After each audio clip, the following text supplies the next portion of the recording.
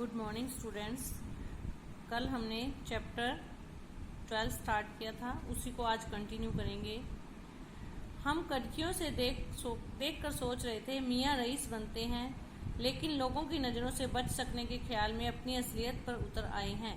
नवाब साहब ने फिर एक बार हमारी ओर देख लिया। वल्लाह शौक कीजिए, लखनऊ का बालम खीरा है। शौक कीजिए मतलब खा लीजिए। नमक मिर्च छिड़क दिए जाने से ताजे खीरे की पनियाली फांक देखकर पानी मुंह में जरूर आ रहा था। अब वो नवाब साहब ने खीरे को इतने अच्छे तरीके से प्रेजेंट किया था, उसको धोया, छीला, काटा, फिर उसकी जो स्लाइड्स थी उन पे नमक मिर्च डाला। तो लेखक कहते हैं कि उस पनियाती मतलब जूस से भरी हुई, पानी से भरी हुई। अब ये जितने भी सैलेड होते हैं ये जूसी होते हैं, तो ये खीरा भी काफ़ी पानी होता है इसमें। तो उनकी पनियाती मतलब पानी से भरी हुई फांके देखकर मुंह में पानी जरूर आ रहा था, लेकिन पहले मना कर दिया। तो अब आत्मसम्मान निभाना ही उचित समझा। उत्तर दिया, शुक्रिया, इस वक्त तलब महसूस नहीं हो रही, मैदा भी जरा कमज़ोर है, किबला शौक फरमाए। अब लेखक कहता है कि पहले ना कर चुका हूँ, अब खाना उचित नहीं होगा, तो इसलिए वो मना कर देते हैं और कहते हैं कि इस समय मन नहीं है। तलब मतलब मन नहीं है, और मैदा भी जरा कमज़ोर है। मैदा मतलब लीवर, हमारी बॉडी में जो लीवर होता है ना, उसका काम होता है खाने को पचाना। तो लीवर अमाशय जो होता है वो कहते हैं कि मेरा वो भी जरा कमज़ोर है, तो आप इसको खाइए। नवाब साहब ने सतृष्ण आंखों से नमक मिर्च के संयोग से चमकती खीरे की फांकों की ओर देखा। सतृष्ण होता है तृष्णा भरी आंखों से। तृष्णा मतलब लालच, इच्छा भरी। नमक मिर्च के संयोग से चमकती खीरे की फांकों की ओर देखा। खिड़की के बाहर देखकर दीर्घ निश्वास लिया। निश्वास होता है सांस छोड़ना। खीरे की एक फांक उठाकर होठों तक ले गए। फांक को सूंघा, स्वाद के आनंद में पलके मूंद। अब क्या किया उन्होंने, खीरे की जो फांक थी ना, स्लाइड थी, उसको अपने नाक के पास, मुंह के पास ले गए, सूंघा, और क्या किया, मुंह में भर आए पानी का घूंट गले से उतर गया।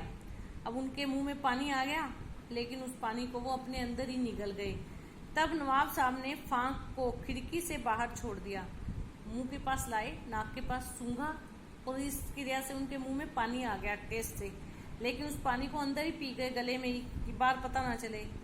नवाब साहब खीरे की फांकों को नाक के पास ले जाकर वासना से रसास्वादन कर खिड़की के बाहर फेंकते गए। अब उन्होंने क्या किया, हर एक स्लाइड को उठाते, नाक के पास सूंघकर और खिड़की से बाहर फेंकते गए। नवाब साहब ने खीरे की सब फांकों को खिड़की से बाहर फेंककर तौलिए से हाथ और ओंठ पहुंच लिए और गर्व से गुलाबी आंखों से हमारी ओर देख लिया, मानो कह रहे हो यह है खानदानी रईसों का तरीका। नवाब साहब खीरे की तैयारी और इस्तेमाल से थककर लेट गए। हमें तस्लीम में सिर खम कर लेना पड़ा। यह है खानदानी तहजीब, नफासत और नजाकत।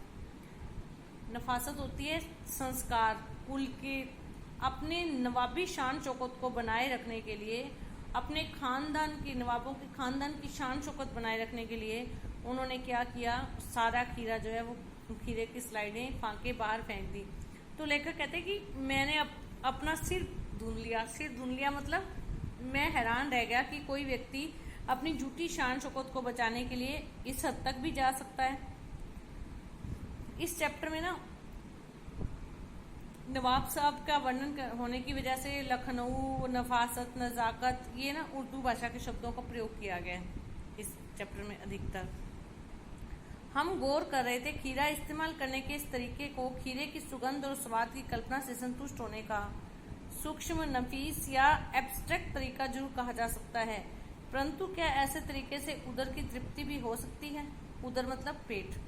कहते हैं कि खीरा इस्तेमाल करने का एक तरीका ये हो सकता है कि उसकी सुगंध लेकर और बाकी का फेंक दो, लेकिन इस तरीके में पेट का भरना की गारंटी नहीं है। अब उदर की तृप्ति, उदर मतलब पेट, तृप्ति मतलब संतुष्टि, भरना। पेट तो नहीं भरता, इस बात की गारंटी नहीं है, क्योंकि पेट तो तभी भरता है जब हम उस चीज को खाते हैं। नवाब साहब की ओर से भरे पेट के ऊंचे डकार का शब्द सुनाई दिया। लेखक इस बात को सोच रहा था, इतने में लेखक को क्या हुआ, नवाब साहब का उबासी का स्वर सुनाई दिया, जो ये दिखा रहा था। नवाब साहब का डिकार का स्वर सुनाई दिया, जो इस बात को दिखा रहा था कि नवाब साहब का पेट भर गया है। नवाब साहब ने हमारी ओर देखकर कह दिया, खीरा लजीज होता है लेकिन होता है शकील, नामुराद, मैदे पर बोझ डाल देता है। अब उन्होंने क्या कहा, अपनी बात को भी तो पुख्ता करना था ना। तो लेखक को कहते हैं, नी खीरा होता तो बहुत लाजवाब है, बहुत टेस्टी होता है, लेकिन मैदा मतलब लीवर के लिए थोड़ा सा बोझ होता है, भारी होता है, तो इसलिए मैंने सिर्फ उसकी खुशबू लेकर उसको छोड़ दिया। ज्ञान चक्षु खुल गए, पहचाना ये है नई कहानी के लेखक। खीरे की सुगंध और स्वाद की कल्पना से पेट भर जाने का डकार आ सकता है, तो बिना विचार, घटना और पात्रों के लेखक की इच्छा मात्र से नई कहानी क्यों नहीं बन सकती। अब लेखक कहता है कि जब उस व्यक्ति ने खीरा खाया ही नहीं तो उसका पेट कैसे भर गया, पेट नहीं भरा तो उसको डिकार कैसे आ गया। अर्थात उनका नवाब साहब का डिकार लेना ये दिखाता है कि नवाब साहब का पेट संतुष्ट हो गया। अर्थात यहाँ पर लेखक ये कहना चाहता है कि उन्होंने दो तरीके से अपनी झूठी शान शौकत दिखाई।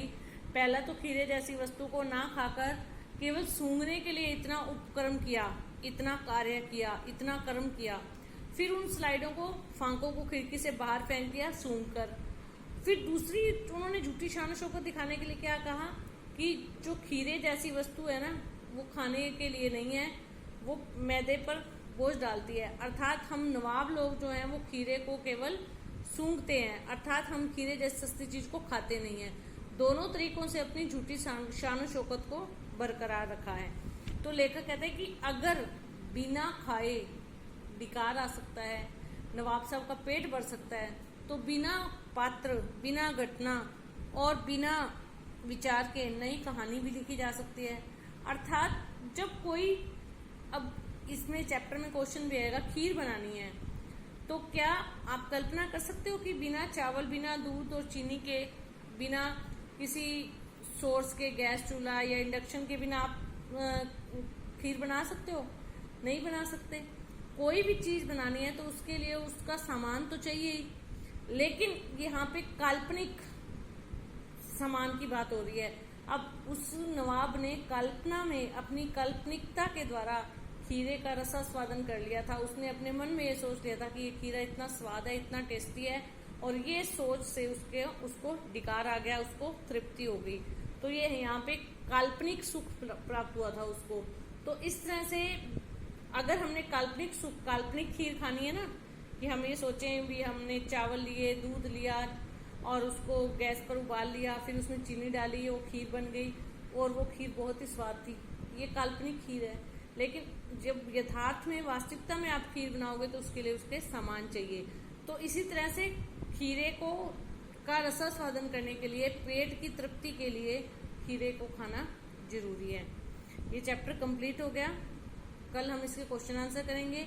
चैप्टर का एक लाइन में अर्थ है झूठा शानो शौकत, झूठा दिखावा, और अपनी झूठी शानो शौकत के लिए व्यक्ति क्या तक कर जाता है उसके बारे में बताना। धन्यवाद।